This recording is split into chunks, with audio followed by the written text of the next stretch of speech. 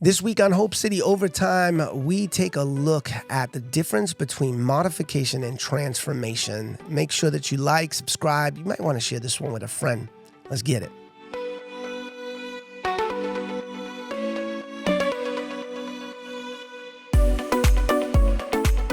Welcome to Hope City Overtime, a weekly podcast where we take a little more time to dive into Sunday's message.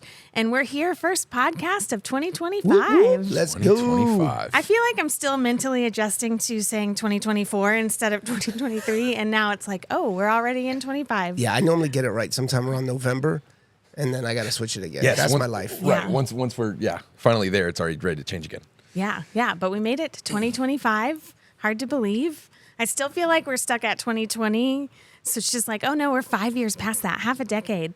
And we're kicking off the year with something that we have done many years in the past called 21 Days of Prayer. Yep. And so before we get into the message, I just wanted to talk about that because we're starting it this Saturday, January 11th. So if you're watching this the day it drops or a day or two after, you still got time to do the whole thing. You can sign up anytime during 21 Days of Prayer.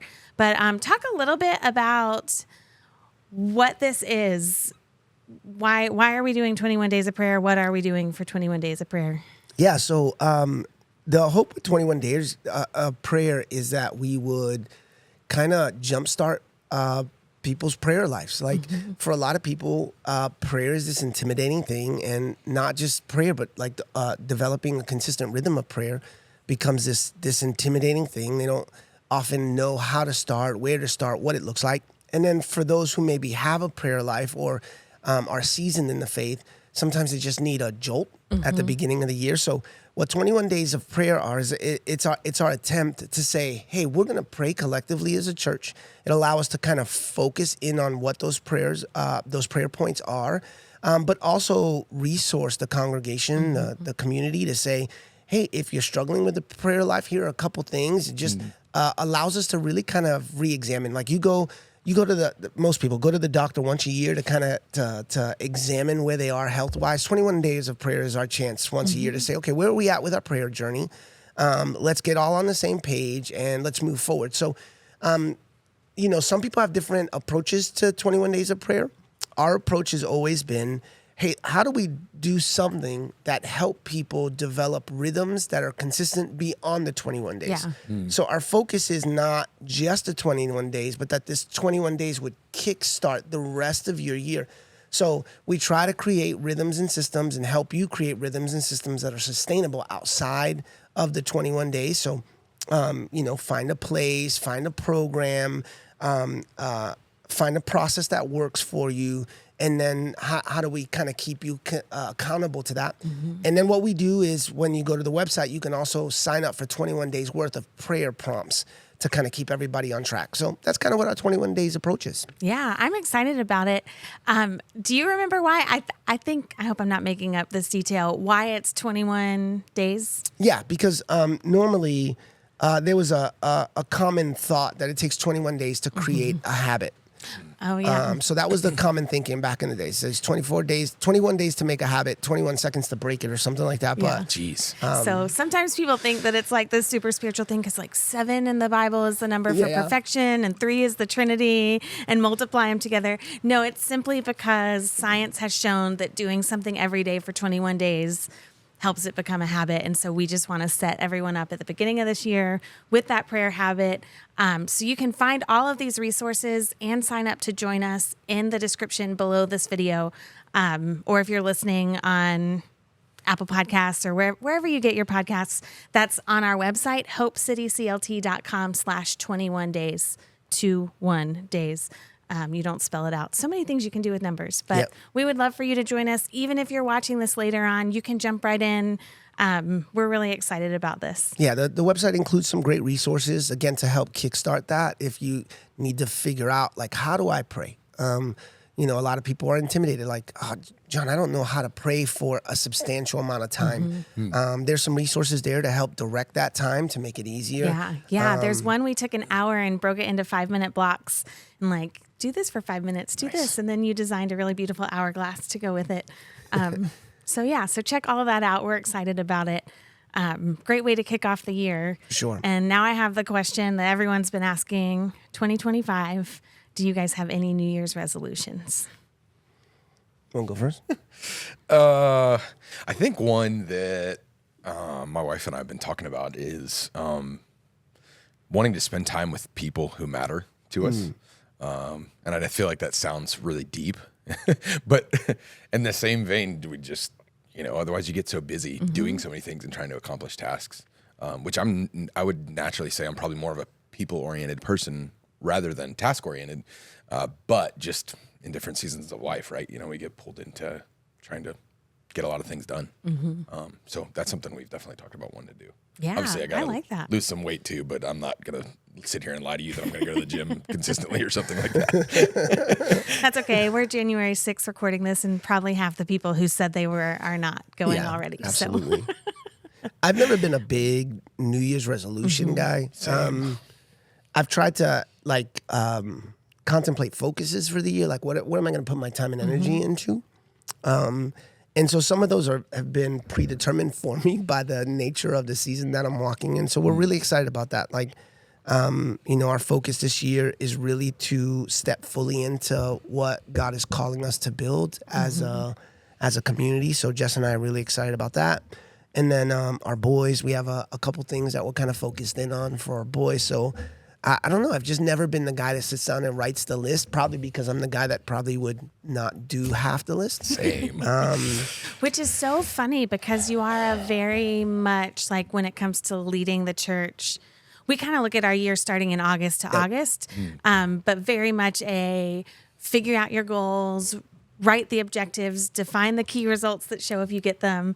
So it's interesting that it's not the same thing necessarily in your personal life, but goals and resolutions aren't exactly the same. Yeah, I think some of that speaks to my personality and what I've kind of had to work on.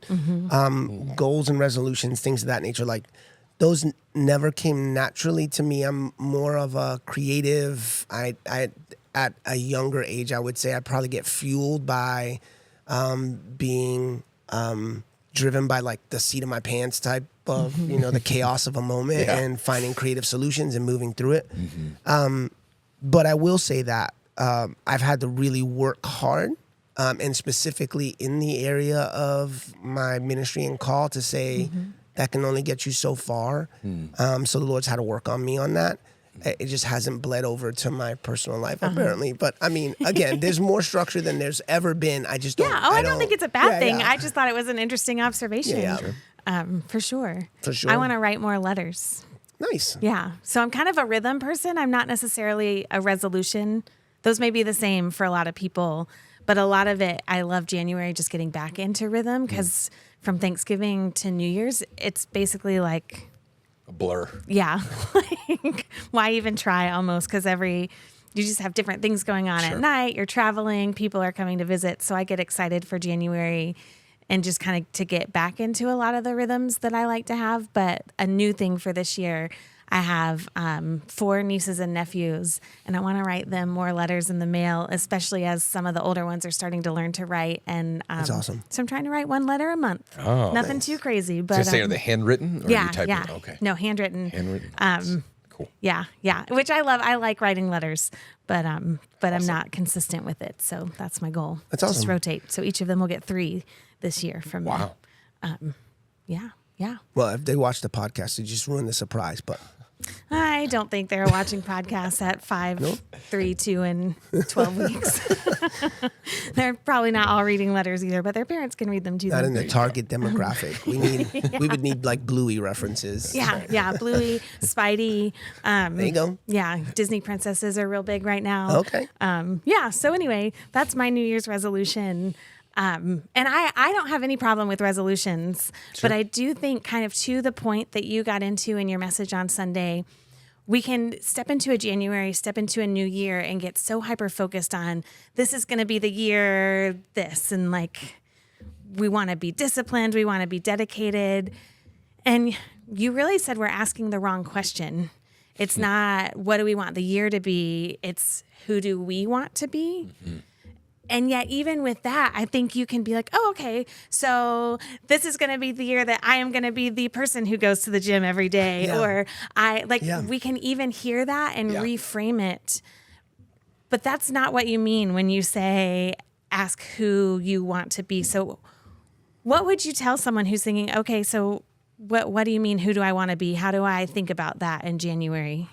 Yeah, it's a question that I think is presented often in Scripture. I think we think that question, the answer to that question changes, but the truth is it doesn't, right? So whether it's Paul in speaking to the churches or the writer of Romans, even Jesus himself, he makes it very clear who we should be like, that we would all be transformed into the image of Christ, right? Like that is the objective of the children of God. And again, I know that I seem like I'm hyper simplifying some complexities here, but I think sometimes in an attempt to be unique, because we've kind of almost made that an idol in the West. Always remember you're unique like everyone else. Yes. Had a keychain that said that. You're trying your hardest to like find these unique purposes. I think we like it allows us to create some toxicities within the context of our focus, where, I mean, Paul is pretty straightforward. Jesus is pretty straightforward. There's one goal, that we would look more like the image of Christ. So again, I think it's fine to have goals, and I think resolutions are fine. Like I think we put way too much, stock and pressure on some things, but ultimately, if that's the way that you think and you want goals, that's fine. But I would say just be careful that you're not finding yourself chasing images of things versus who you're actually created to be. We are created to be transformed into the image of Christ. Like that's our purpose, our intention, our design. And if we're not careful, we'll find ourselves chasing after things and being shaped by things that were never intended to shape us. Yeah. What are some of those things that can trip us up that we can end up chasing and wanting to be formed by that are not Christ? Yeah, it's challenging because it feels like we keep picking on the same thing within our time together. But for so many people right now, what shapes them is popular opinion. Yeah. Right? So For sure. I'm more concerned about how I appear to certain people and how I look to certain people. Right. And so this, depending on your age, depending on your kind of makeup, sometimes it's the social media influence, right? Like we often talk about how hard it must be for young moms in 2025 because there is this picture of perfection that's being pointed to them, right? Like, the kids are well dressed, the house is immaculate, they have 40-hour-a-week jobs and are building this real estate empire while having six-pack abs. And all at the same time, their kids are eating the exact right stuff and they're eating all the natural things that they need to eat. And then the stuff that's not natural to help digest the natural, like they, we're supposed to be not just great moms, but great entrepreneurs and athletes. And at the same time have medical degrees because God forbid we trust what a doctor says, right? So it's created this illusion that that's attainable when it's not. Right. Like that's not. No matter how good your 2025 is, that's not what you'll have because it's not real. Yeah. It's not. Right. It's not. It's not a real thing. And I would argue it for the 20-year-old. The same 20-year-old single person who, again, needs to be killing it at their job, killing it in every relationship. Has a house at 20, is living out of debt, but goes on a vacation every other week. Like those things. That it's a picture that's not attainable, that's been curated and filtered, and yet we find so many people anxious and frustrated because their lives are not being shaped into these pictures that they were never created to be shaped in. This is a little bit of a rabbit trail, but it's 2025. Maybe this is the year of rabbit trails. I wonder if some of that is because, to your point, we've focused so much on individuality that we're now trying to figure out how I, as one person, can play the role of an entire community. Absolutely. When we were designed to work together and have people who are amazing parents and raising their kids in such a healthy way, and then people who that's not how God has called them to be, but they are getting medical degrees and helping with that, or they're working in the community. Like, it just sounds like so much of this is rooted in this thought of, I have to be everything, instead of I am part of a community and we all complement each other's gifts. And like, that's exactly what I was going to say. Was it feels like it's this need that we all have to be an expert at everything. Like, you cannot show any level of weakness or inability to go, you know what, I don't know how to do that. I don't know what that is. Is there somebody else I can rely on? I mean, like you said, whether it's trusting doctors, whether it's asking for parenting advice, whether it's, knowing how to manage your money or fix something around your house. Yeah. I also think for so much of this, it's not just social media. For our generation, for my generation in particular, like, old people? Older people. Shut up, Ashley. Just got back from a couple weeks out of the office. There you go. But I think for our generation, the pressure was our parents. Like, we needed to look like our parents. So what we wanted to be was like, we needed homes. Like, that was the big thing from my generation. Like, we need homes. Now, not that that's not a big thing now, but like, you needed to get married and have a house. Apartment living wasn't a thing. And it was funny because when you talk to my parents didn't own a house until I was in, like, well along. My brothers and sisters, some of them were out of the house before they actually owned their first home, right? Like, we owned a family tenement with a bunch of other families, but even then, like, my uncle lived upstairs, that type of deal. When we moved to Florida, like, so I say that because we saw the picture of the end of the journey and fell in love with that and didn't realize that it was a journey, right? So we felt the pressure of that. Idealistic. And then we became shaped by the American picture. The picture was a white picket fence, 2.5 kids, a dog named Fluffy, living in a good neighborhood that was outside of the crime of a city. And so straight A students. Yeah. So what ends up happening is, again, because we fall in love with the picture, my generation also was the first generation to, like, well, maybe not the first, but one of the first generations to really struggle with crippling debt. Marriage rates at an all-time high as far as failure, because one of the things that leads to divorce is crippling debt. Right. Financial. They had horrible marriages, although they had homes, which it seems crazy because we think, oh, the home helps the marriage. But quite honestly, often it's a sign that there's some dysfunction in the marriage because it's adding to that crippling debt.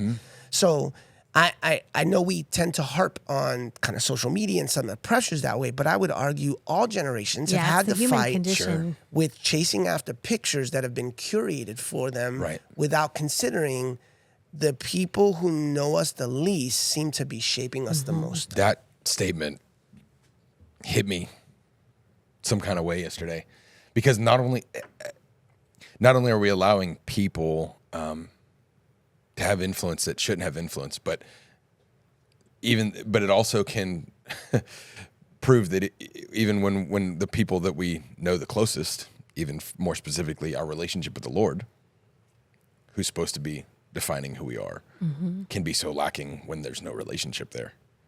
Yeah.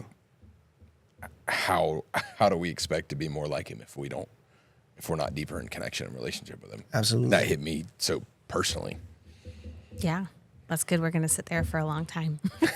Absolutely. Not on the podcast, but like this year. Yeah. Another thing, so you kind of talked about how popular opinion and even trends, I would say, like, those kind of are roped together and what we talked about can shape us. But another thing that I notice in myself that you talked about is our feelings.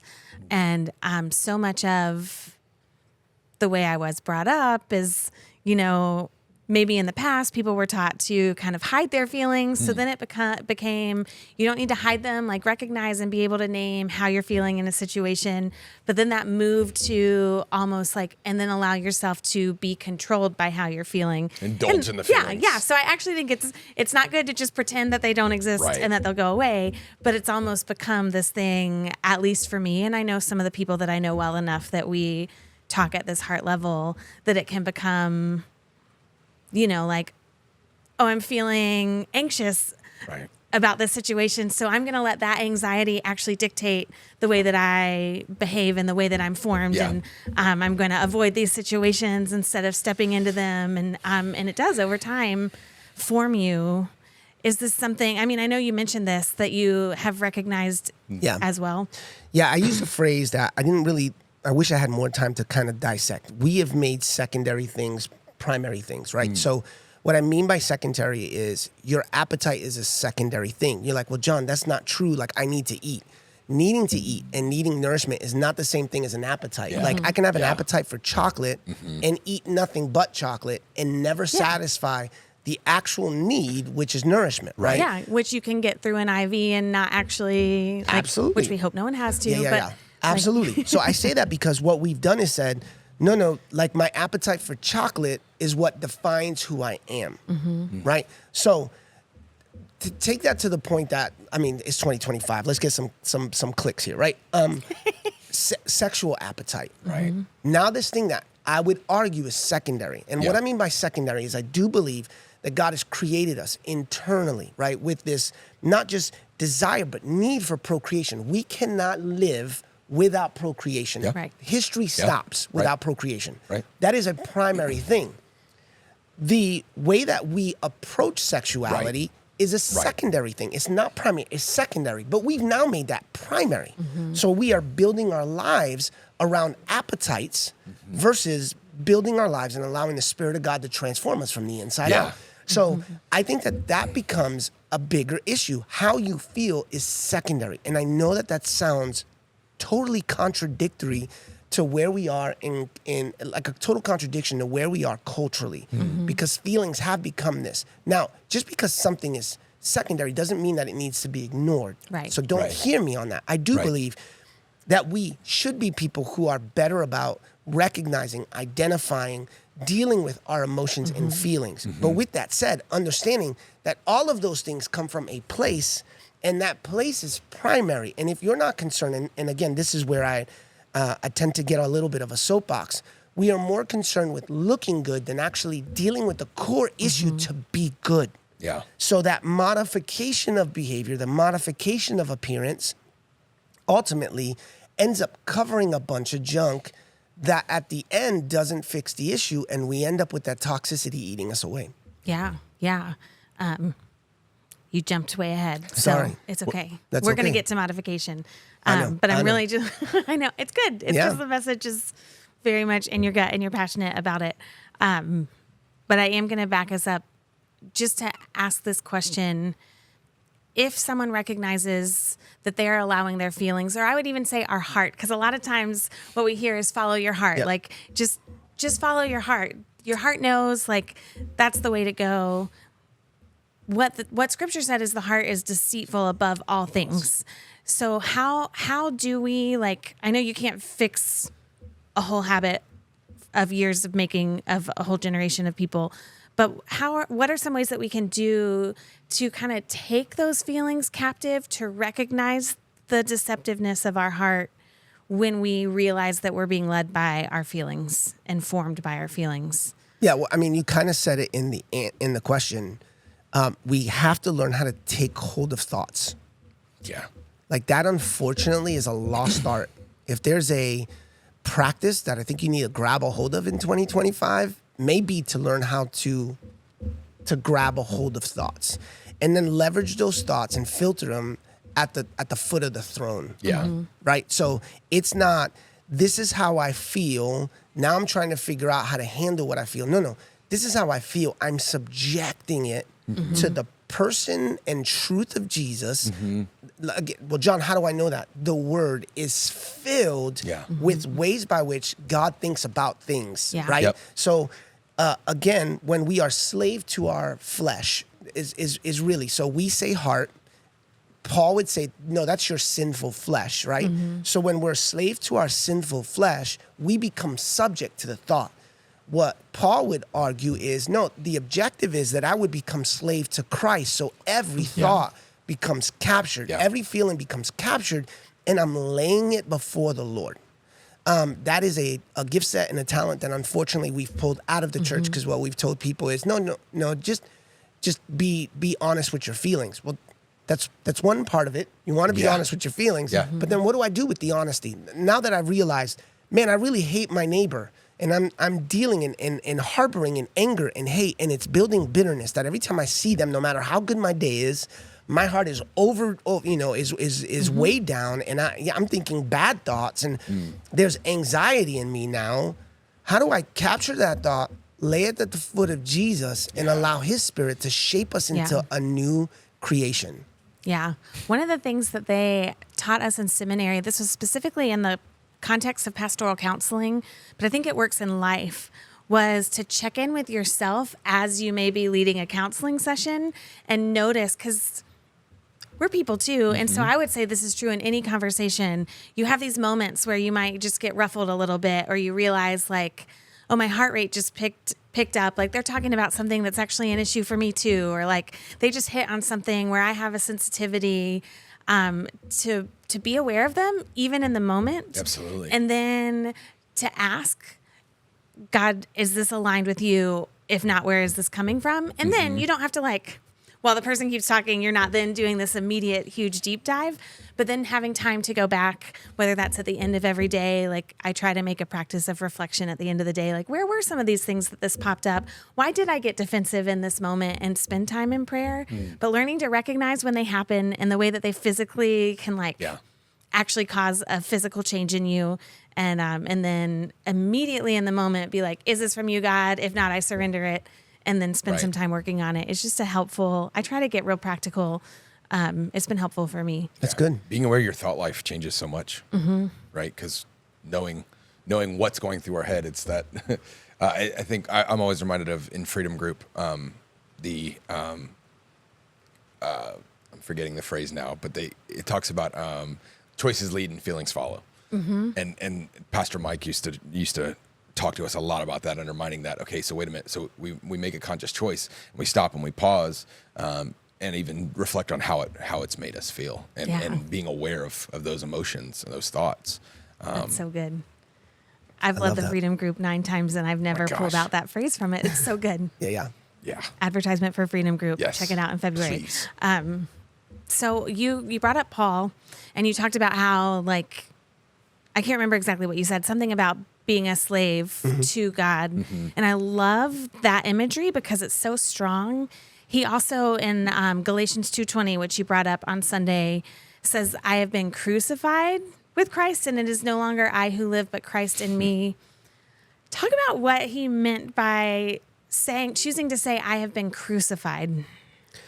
Yeah, it's a challenging concept for us because crucifixion isn't a form of penalty right now in our judicial system. They're not crucifying people on the corner. But for those reading this originally to the church, the Galatian church, they would have read this idea of crucifixion totally different. Like for them, they would have seen people crucified. They would have known. We often like point to Jesus' crucifixion. The Mount of Golgotha is where Jesus was crucified. The intentionality of that being a mountain was like so that people can see those who were dying this shameful death. Yeah, I was gonna say it's public shaming. It is. It's ugly. It's painful. Nobody would intentionally volunteer to be crucified. Right. And yet Paul is saying that in order for me to allow the Spirit of God to live in me and through me, then I have to die. Yeah. I have to choose and willingly choose to put myself in the back seat and allow the Spirit of God to live in and through me. And this is such a countercultural concept in our current day. That's a lot of C's.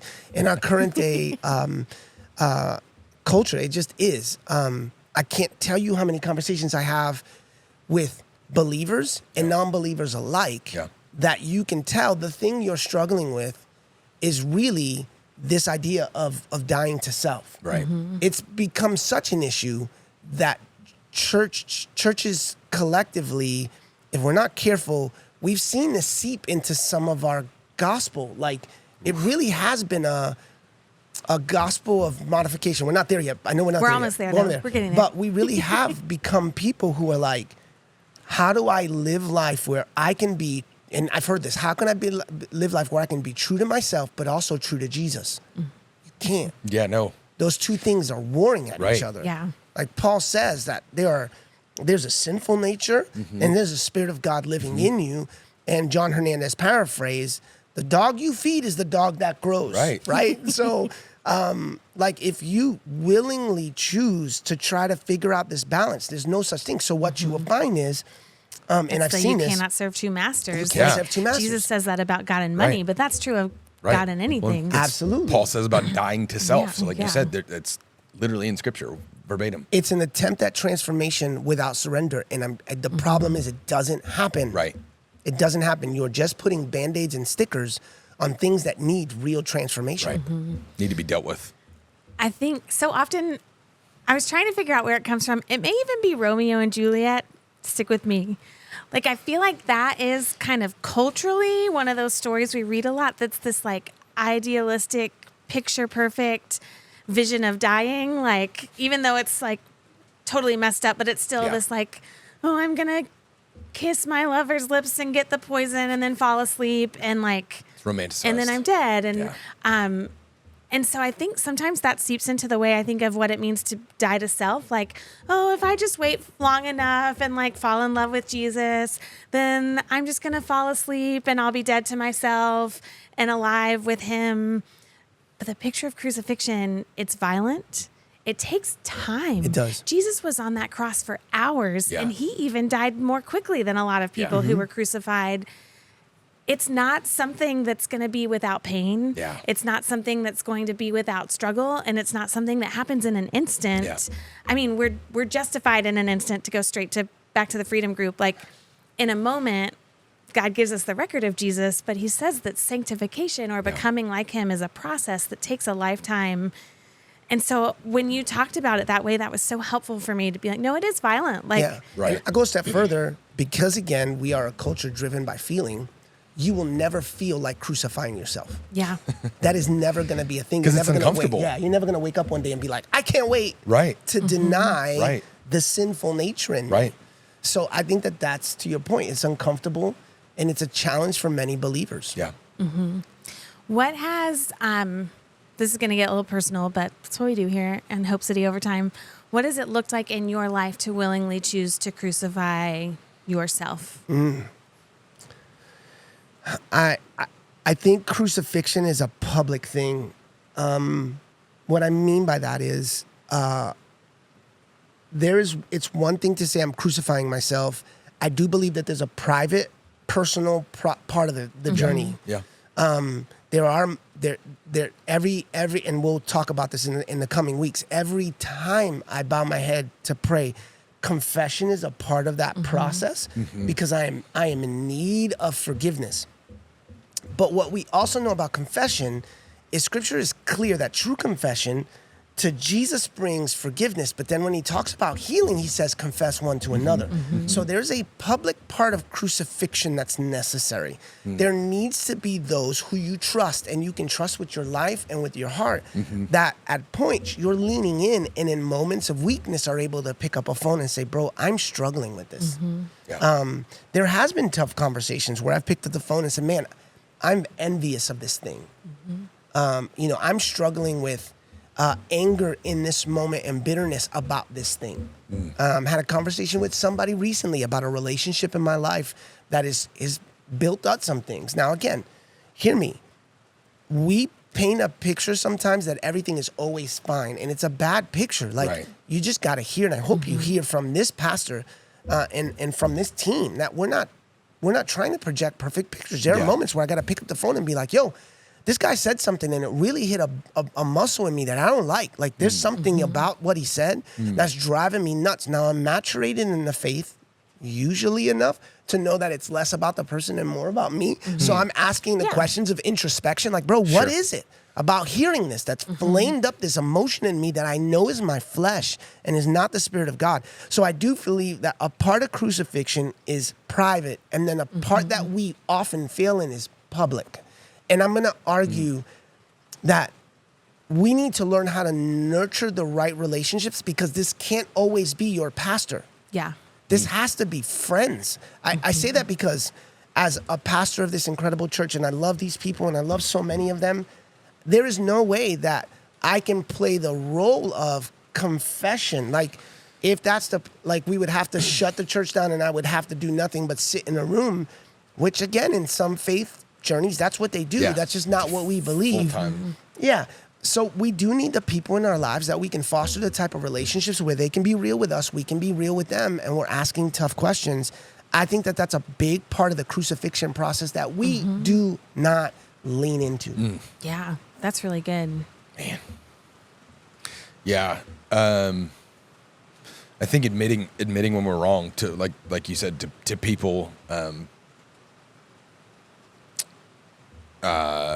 directly, like just flat out owning our stuff, owning when I think I've become proud in my ability or in my knowledge, or but instead going to somebody and going, I feel like I've gotten way too big headed in this. I've become arrogant in this, and it's not good.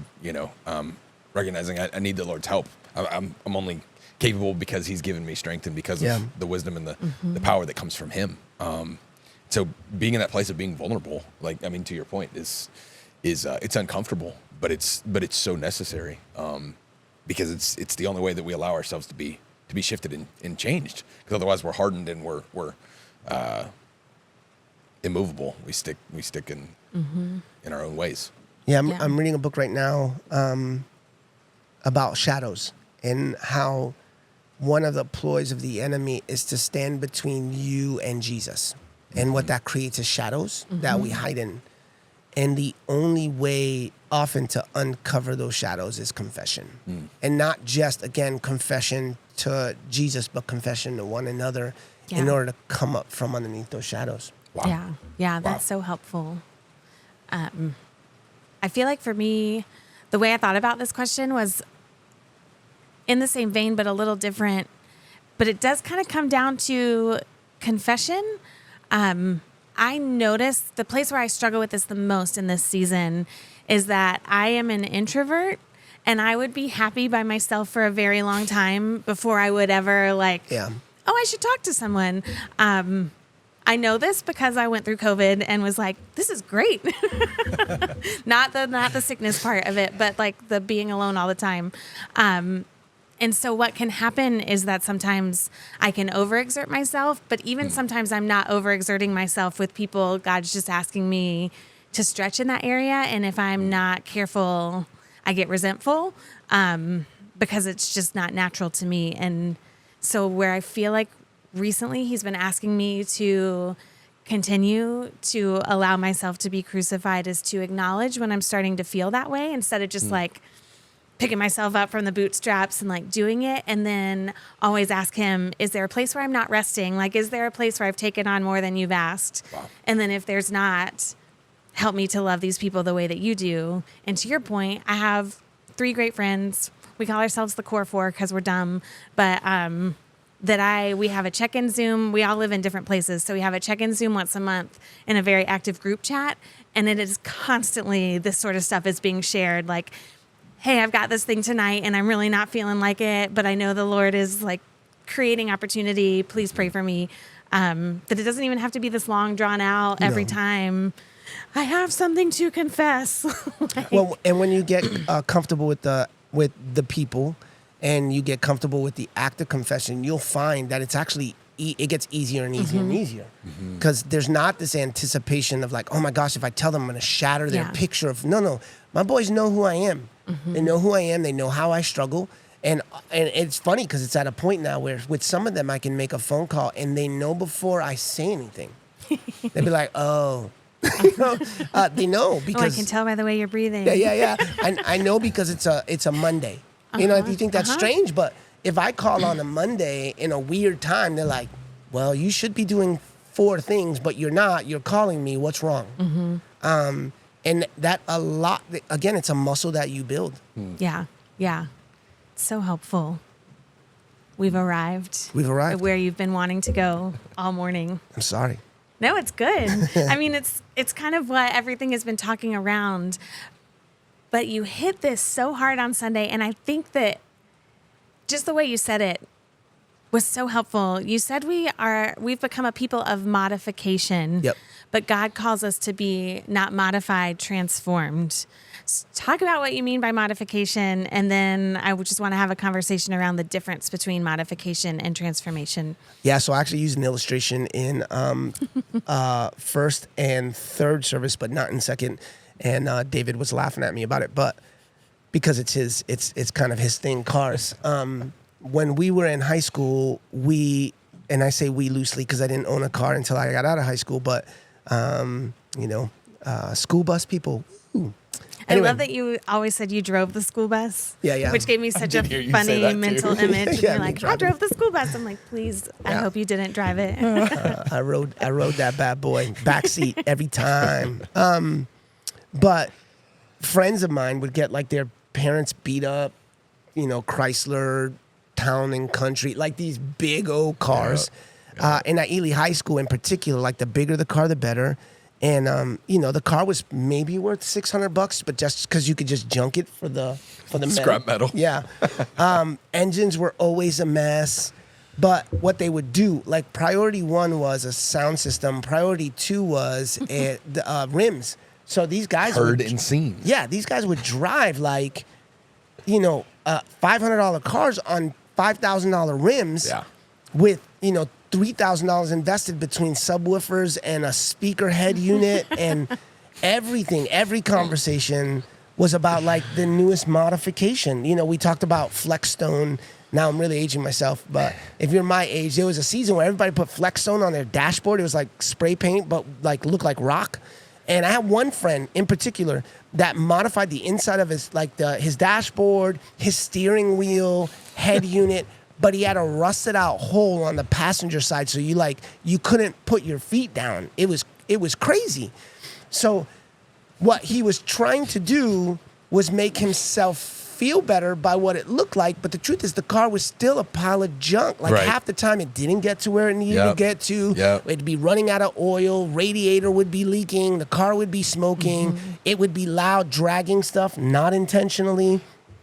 And the objective was modification. As long as he felt like it looked good, it didn't matter if the car was actually good.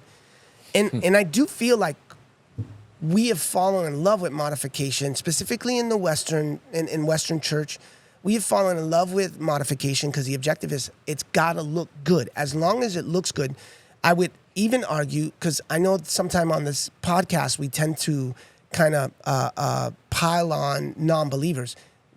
This is to the believers, because I do believe as a church culture, we have fallen in love with the appearance. How many people will post pictures of community, and yet when you talk to them, truly they're isolated and alone? Well, it's like you said earlier, too, about how many people want to say, oh, man, I'm crucified with Christ. But does their life and the fruit of it reflect that they actually have sacrificed themselves at the foot of the cross? They'll post that picture online with the passage. Right. Oh, right. Exactly. Absolutely. Or they're all about the music. I mean, there's a song I sent you the other day. Yeah. The whole thing talks about to live as Christ and to die as gain, which is an absolutely biblical foundational concept. But if we're not living it out, it's for appearance. There's not enough T-shirts in the world to modify your faith journey to the point that you're actually made new. Right. So, It really has. Now, it is also a nuance of being where we are right now. As Americans, we have fallen in love with modification. It's almost a part of the American dream. We buy until our noses bleed and we're in crippling debt because we want people to know that we have houses and we want people to see our new cars and our new, designer poodles, which it's funny. I made that comment and I was like, we're actually looking at to buy a dog right now.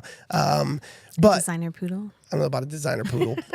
But I say that to say, like, for so many people, the thought is if I can look good, then I can feel good. And again, in the church context, what we have almost preached is if you can just do these 12 things, you'll be better. Right. Yeah. And I understand some of this can be healthy. Now, hear me. What I mean by that is there's nothing wrong with figuring out disciplines that echo the heart. But I was thinking about this driving Or like in. doing something for 21 days. Yeah, in order to create a habit. Yeah. The difference is the motivation. So I am a lifelong Coke drinker. I love Coke. I love Coke. I've drinking Team Coke. Pepsi. Boo. Tell us in the comments. Coke. I know everyone's Coke, but I'm Team Pepsi. Well, it's lonely on that team. I'm just kidding. But I mean, I've had Coke in almost.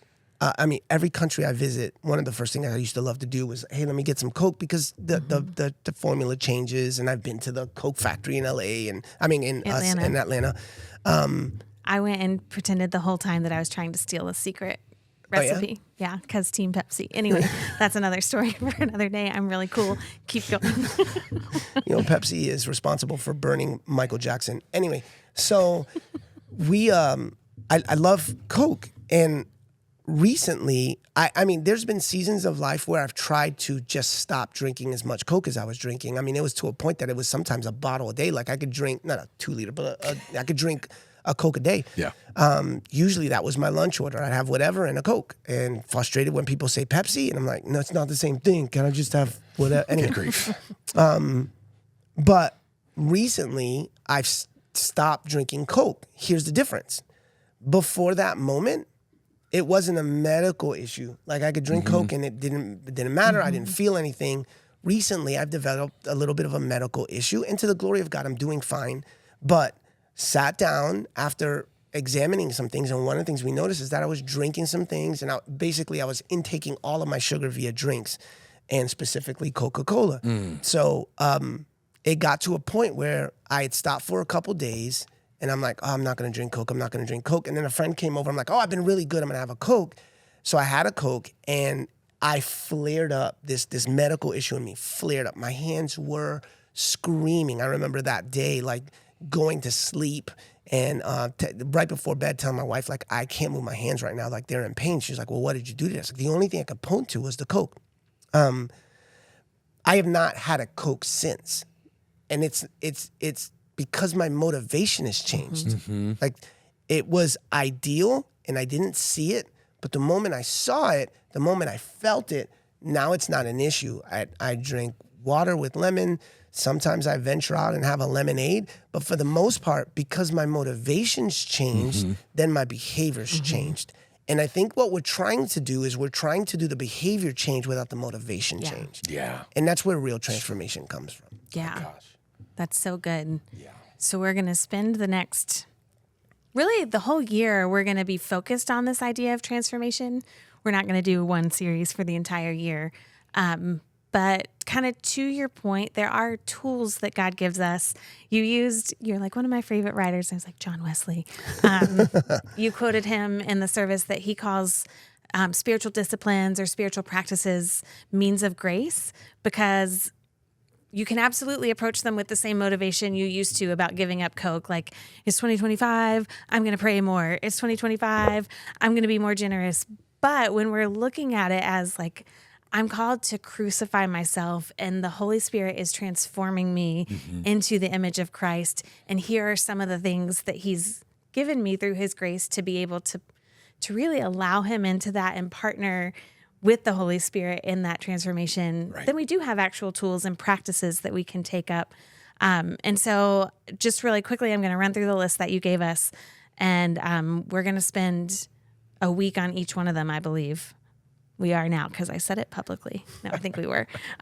So it's prayer, fasting, Sabbath, spending time in the Word, community, and generosity. And so I know we're going to go in depth about each of them, but I wanted to ask each of you which one of those has been a meaningful means of grace for you in your own transformation process in this most recent season. You can't say all of them. You have to pick one. In the most recent. Like just where you are right now. I